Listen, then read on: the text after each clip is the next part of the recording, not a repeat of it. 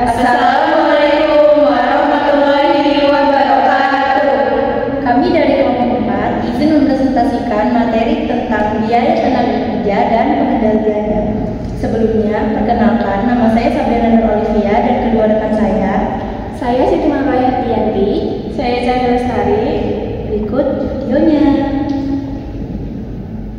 Yang pertama, biaya tenaga kerja. Biaya pekerja merupakan sumbangan tenaga manusia kepada produksi, dan dalam kebanyakan sistem akuntansi, hal tersebut merupakan faktor biaya penting yang memerlukan pengukuran, pengendalian, dan analisis yang konsisten.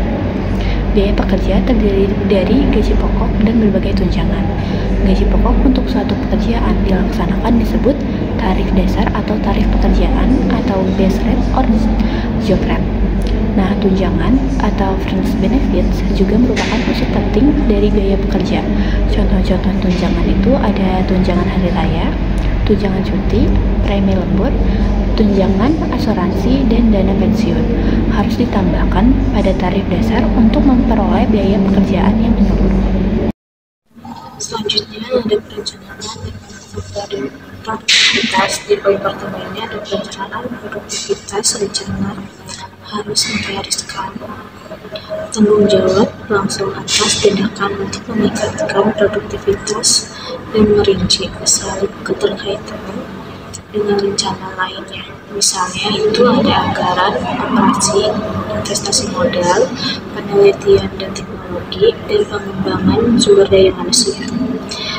Di poin kedua itu ada mengukur produktivitas. Tujuannya itu pengukuran produktivitas adalah untuk menentukan suatu indeks yang ringkas dan akurat untuk perbandingan antara hasil aktual dengan standar hasil pada manajemen. Pengukuran ini harus mengakui setiap kontribusi dari faktor seperti karyawan atau termasuk manajemen, pabrik, dan penelitian yang digunakan dalam produksi produk dan jasa yang terpakai dalam produksi, modal berkembang, dan jasa pemerintah yang dimanfaatkan seperti ditunjukkan oleh pajak. Selanjutnya itu ada dampak produktivitas terhadap ekonomi. Apabila produktivitas bertambah, maka laba usaha dan pendapatan real dari para pekerja juga akan bertambah. Peningkatan produktivitas akan memungkinkan masyarakat mencapai hasil yang lebih banyak dari sumber daya dasar perekonomian untuk mempertahankan harga yang tetap. Kenaikan upah tidak boleh melampaui suatu jumlah yang mencerminkan penurunan biaya per unit akibat kenaikan produktivitas. Selanjutnya itu ada 4 dasar menandai pengelolaan sumber daya manusia yang lebih baik. Yang pertama itu ada banyak gagasan terpendam di benak karyawan yang ingin diajukan. Pasangan yang diperlukan untuk manajemen yang lebih baik dalam partisipasi adalah pekerja yang terlatih dengan baik. Untuk masa depan yang akan datang, sistem teknologi manufaktur membutuhkan tingkat keterampilan yang tinggi untuk semua karyawannya. Yang kedua, juga ada mereka yang menjalankan tugas tersebut dengan sangat mampu untuk meningkatkan mutunya. Yang ketiga, ada pengambilan keputusan harus disebar hingga ke tingkat terbawah. Yang keempat, juga ada partisipasi pekerja untuk meningkatkan baik dari kepuasan kinerja maupun komitmen terhadap perusahaan. Selanjutnya juga ada rencana upah insentif. Yang pertama itu ada diterapkannya pada situasi di mana seseorang pekerja dapat memperbesar pengeluarannya. Yang kedua, ada memberikan balas jasa yang lebih besar untuk keluaran atau hasil di atas standar. Yang ketiga juga ada menetapkan standar yang adil sehingga upaya ekstra akan menghasilkan bonus. Selanjutnya ada contoh perhitungan yaitu metode upah insentif dengan metode hasil kerja langsung. PT Bukit Duri menerapkan standar keluaran untuk masing-masing karyawannya per minggu sebesar 300 unit dengan jam kerja 40 jam per minggu dan tarif overhead per jamnya 1.500. Di bawah ini data beberapa pekerja selama minggu pertama bulan Juli 2012, bisa dilihat contohnya nanti akan kita sediakan. Untuk perhitungannya kita akan menghitung yang pertama ada rasio efisiensi, yang kedua ada tarif efektif per jam, yang ketiga ada total penghasilan, yang keempat ada biaya pekerja per unit, yang kelima ada biaya overhead per unit, yang keenam ada biaya konversi per unit. Langsung saja kita masuk ke contoh perhitungannya. Kita akan menggunakan satu contoh nama pekerja yaitu Golot. Yang pertama itu ada rasio efisiensi, hasil aktual dibagikan dengan hasil standar, berarti 330 dibagikan dengan 300 mendapatkan hasil 1,1. Selanjutnya itu ada apabila rasio efisiensi tersebut kurang dari 1 atau sama dengan 1, maka dia tidak dapat bonus. Tarif efektifnya itu selanjutnya ada tarif efektif dengan perhitungan rasio efisiensi dikalikan dengan tarif dasar upah. Rasio efisiensi sudah kita ketahui sebelumnya karena sudah kita hitung, yaitu 1,1 lalu dikalikan dengan 2000 yang tertera pada tabel sebelumnya, itu dengan total 2200. Selanjutnya ada perhitungan total penghasilan, jam kerja dikalikan dengan tarif efektif per jam. Jam kerjanya ada 40 jam lalu dikalikan dengan tarif efektifnya 2200, maka mendapatkan hasil 88.000. Untuk PTK per unitnya itu diperoleh dari total penghasilan dibagi dengan unit hasil aktual. Total penghasilannya ada 88.000 lalu dibagikan dengan 330 unit. Mohon maaf. Lalu mendapatkan hasil 266,67. Sebelum kita menghitung biaya per unitnya, kita harus mengetahui jam kerja per unitnya. Jam kerja per unit itu diperoleh dari 330 sebagai unit hasil aktual lalu dibagikan dengan 40 jam sebagai jam kerjanya dan mendapatkan hasil 8,25 jam. Baru kita masuk ke perhitungan BOP per unitnya, yaitu tarif BOP per jam dibagi dengan jam kerja per unit. Tarif BOP per jamnya itu ada 1.500 lalu dibagikan dengan jam kerja per unit yang kita hitung sebelumnya itu ada 8,25 jam dan mendapatkan hasil 181,82 per jam. Untuk biaya konversi per unitnya itu diperoleh dari BTK per unit ditambah BOP per unit. BTK per unitnya itu yang tadi ada 266,67 unit lalu ditambah dengan 181,82 itu hasil dari BOP per unitnya, lalu mendapatkan hasil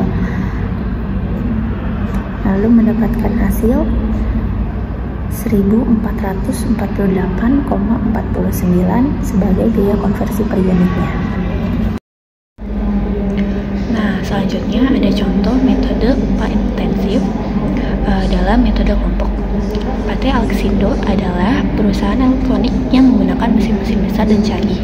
Dalam operasi yang dilakukan, perusahaan mempekerjakan karyawannya berdasarkan kelompok, di mana setiap kelompok terdiri atas 10 orang pekerja. Masing-masing pekerja dibayar 4.000 per jam untuk satu shift kerja dengan waktu 8 jam. Produksi standar 60 unit per jam atau 480 unit setiap shift. Biaya overhead pabrik 25.000 per jam atau 200.000 per shift kerja. Nah, di bawah ini ada data produksi dan jam kerja aktual. Maka hitunglah yang pertama upah tetap kelompok, yang kedua bonus penghematan, yang ketiga total penghasilan kelompok, yang keempat BTK per unit, yang kelima BOP per unit, dan yang terakhir biaya konversi per unit. Nah, untuk penyelesaiannya kita bisa lihat di tabel tersebut. Untuk perhitungannya, kita ambil contoh produksi yang 510 unit. Untuk mencari jam standar itu unit aktual dibagi unit standar dikali jumlah tenaga kerja. 510 dibagi 60 dikali 10 hasilnya 85. Untuk mencari jam dihemat, itu jam aktual dikurang jam standar. Nah, itu bisa dilihat di dalam tabel. Jadi 80 jam dikurang 85 jam hasilnya 5 jam. Untuk mencari upah tetap itu dari jam aktual dikali tarif per jam. Itu juga bisa lihat di dalam tabel, yaitu 80 jam dikali 4.000 hasilnya 320.000 rupiah. Nah, untuk bonusnya itu jam dihemat dikali per jam. Nah, jam dihemat itu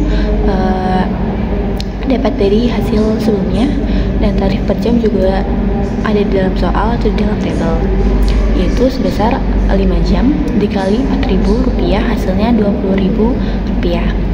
Nah, untuk mencari total penghasilan itu dapat dari upah tetap ditambah bonus.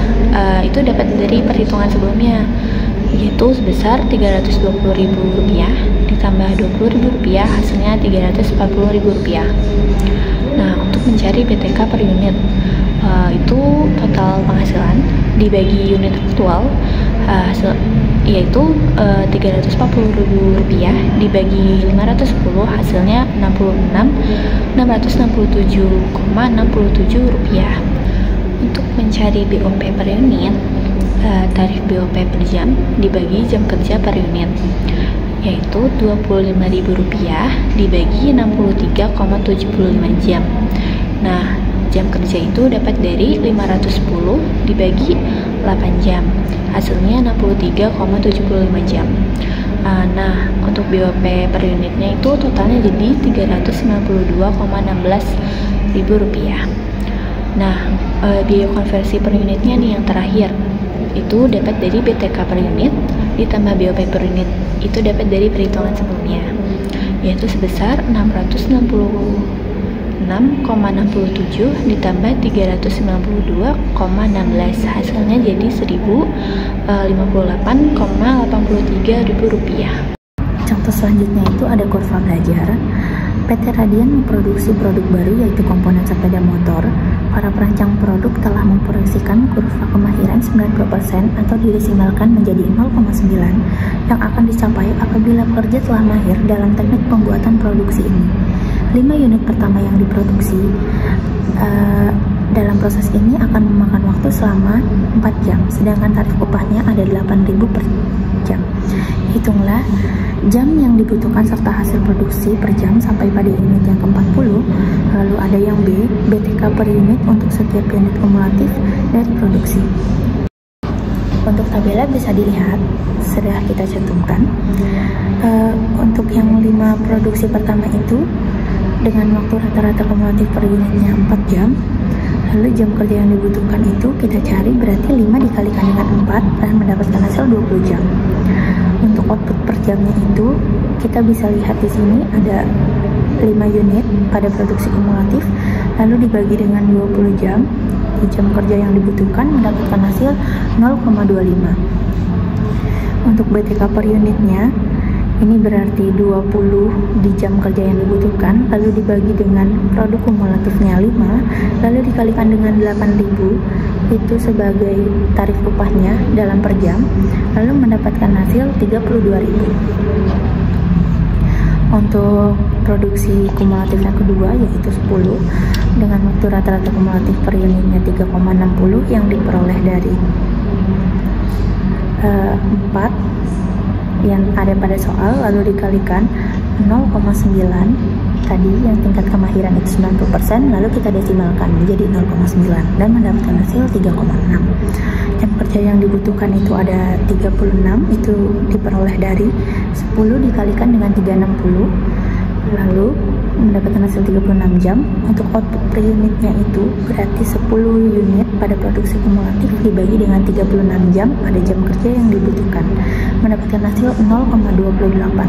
Untuk BTK per unitnya berarti 36 jam dibagi dengan produksi kumulatifnya 10, lalu dikalikan dengan 8.000 untuk tarif upahnya dan mendapatkan hasil 28.800.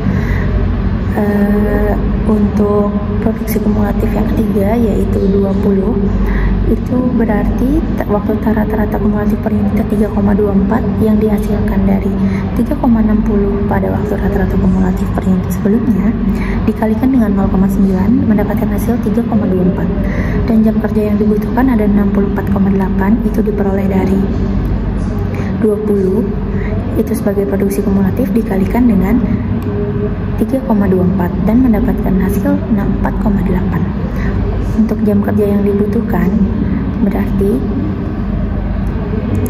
4,8, output per jamnya itu ada 0,31 diperoleh dari 20 unit diperoleh dari produksi kumulatif dibagi dengan 64,8 yang diambil dari jam kerja yang dibutuhkan, dan mendapatkan hasil 0,31 sebagai output per jamnya.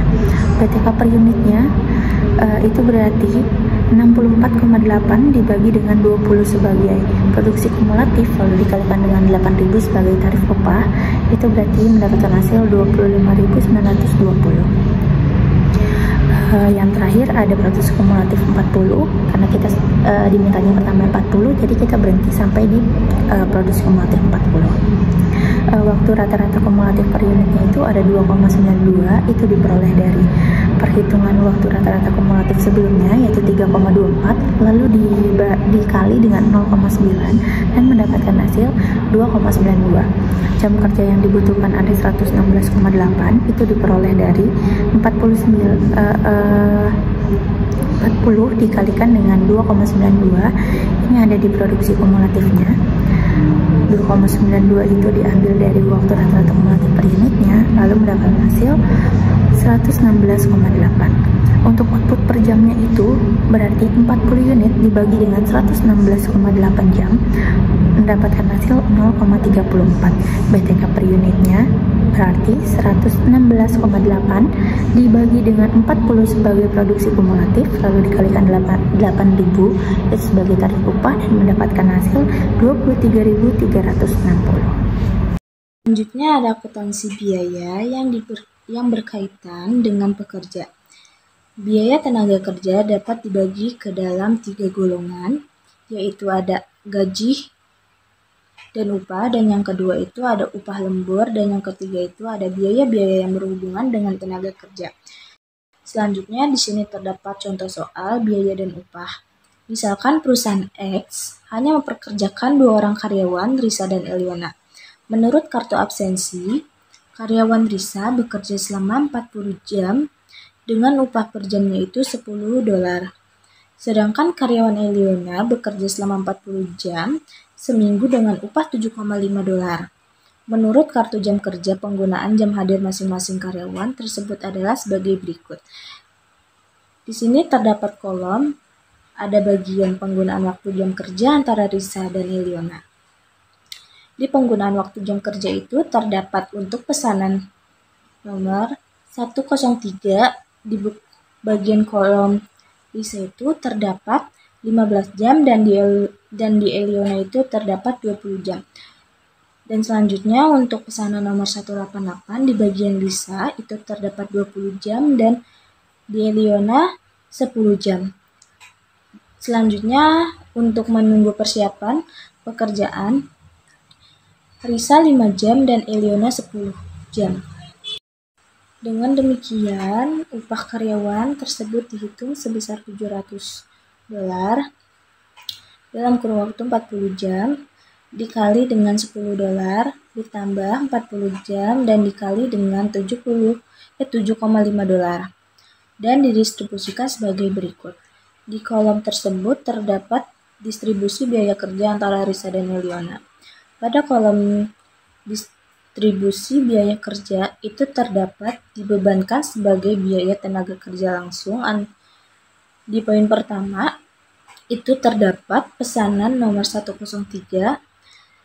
Di kolom bagian Risa terdapat nominal 150 dari 15 dikali dengan 10 hasilnya 150, dan di kolom Eliona pun 150. Di poin kedua itu pesanan nomor 188. Di bagian Risa terdapat nominal $200 dan di Eliona $75 dibebankan sebagai biaya overhead pabrik. Itu ada $50 dan $75. Jumlah upah minggu pertama itu Risa mendapatkan $400 dan Eliona mendapatkan $300. PPh yang dipotong oleh perusahaan yaitu dengan 15%. Risa mendapatkan $60 dan Eliona mendapatkan $45. Upah bersih yang diterima karyawan Risa dan Eliona itu ada $340 dan $255. Akuntansi biaya, gaji, dan upah atas dasar data tersebut di atas dapat dilakukan sebagai berikut. Di tahap pertama, berdasarkan atas gaji dan upah, bagian akuntansi membuat jurnal sebagai berikut. Barang dalam proses, biaya tenaga kerja dengan nominal $575 itu dari $150 ditambah $150 ditambah $200 ditambah $75, hasilnya $575. Pengendalian biaya overhead pabrik itu $150 dari $50 ditambah $70, dan biaya gaji dan upah itu $700 dari $400 ditambah $300. Di tahap yang kedua, atas dasar bukti kas keluar, bagian akuntansi membuat jurnal sebagai berikut. Gaji dan upahnya di sini dengan nominal $700. Utang PPh karyawannya itu ada $105 dari 60 ditambah $45. Dan utang gaji karyawannya itu sebesar $595 dari $340 ditambah dengan $255. Di tahap yang ketiga, ada atas dasar bukti pembayaran gaji yang telah ditandatangani dengan karyawan, bagian akuntansi membuat jurnal sebagai berikut. Ada utang gaji dan upah itu sebesar $595 dan kasnya itu $595. Di tahap yang keempat, penyetoran PPh karyawan ke kas negara di jurnal oleh bagian akuntansi sebagai berikut. Ada utang PPh karyawannya itu sebesar $105 dan kasnya itu $105. Nah, selanjutnya akuntansi untuk biaya yang berkaitan dengan pekerja, untuk yang upah lembur. Ada beberapa pembayaran upah yang diwajibkan dalam peraturan jam kerja dan gaji federal. Bagi setiap karyawan harus disediakan catatan yang menunjukkan yang pertama, jumlah jam kerja yang terpenuhi untuk setiap hari kerja dan jumlah keseluruhan untuk setiap minggu. Yang kedua, dasar pembayaran upah. Yang ketiga, total penghasilan harian dan mingguan untuk jam kerja biasa. Yang keempat, total pembayaran ekstra untuk lembur setiap minggu. Yang kelima, total upah yang dibayarkan untuk setiap periode pembayaran upah dan periode kerja yang tercakup dalam pembayaran upah tersebut. Oke, di sini tuh ada contoh untuk bagian upah lembur, yaitu standar jam kerja yang ditetapkan perusahaan per minggu untuk seorang pekerja dalam 40 jam dengan tarif reguler sebesar Rp6.000 per jam. Apabila seorang pekerja diberikan tugas lembur, maka dibayar dengan tarif 150% dari tarif reguler. Seandainya seorang pekerja telah bekerja dengan waktu 45 jam per minggu, berapakah penghasilan seorang pekerja per minggunya? Nah, penyelesaiannya itu penghasilan per minggu yaitu upah reguler ditambah dengan premi lembur. Untuk upah regulernya itu 40 jam dikali 6.000 itu dapat dari soal, dan untuk premi lemburnya itu 5 jam dikali 150% dikali Rp6.000. Nah, 5 jam itu dapat dari 45 jam per minggu dikurang dengan 40 jam. Hasilnya itu ditambah menjadi Rp285.000. Untuk jurnalnya, barang dalam proses, biaya tenaga kerja didebit sebesar Rp240.000. Itu dapat dari perhitungan upah reguler, yaitu yang 40 jam dikali Rp6.000. Nah, pengendalian overhead pabrik didebit sebesar Rp45.000. Itu dapat dari perhitungan premi lembur, yaitu yang 5 jam dikali 190% dikali Rp6.000. Dan untuk premi lembur dikredit sebesar Rp45.000 dapat dari perhitungan yang sebelumnya juga, dan gaji dan upah dikredit sebesar Rp240.000 dapat dari perhitungan sebelumnya. Untuk kesimpulan presentasinya, yaitu biaya tenaga kerja adalah faktor penting dalam produksi yang mencakup gaji pokok dan tunjangan. Produktivitas tenaga kerja harus diukur dan dikendalikan untuk meningkatkan efisiensi. Metode upah insentif seperti hasil kerja langsung, bonus 100%, dan bonus kelompok digunakan untuk memotivasi pekerja. Akuntansi biaya tenaga kerja mencakup pencatatan gaji, upah lembur, bonus cuti, dan pensiun untuk memastikan transparansi dan efisiensi biaya. Sekian video yang dapat kami sampaikan. Semoga pada video kali ini bisa memberikan manfaat bagi kita semua. Kurang lebihnya mohon maaf. Wassalam.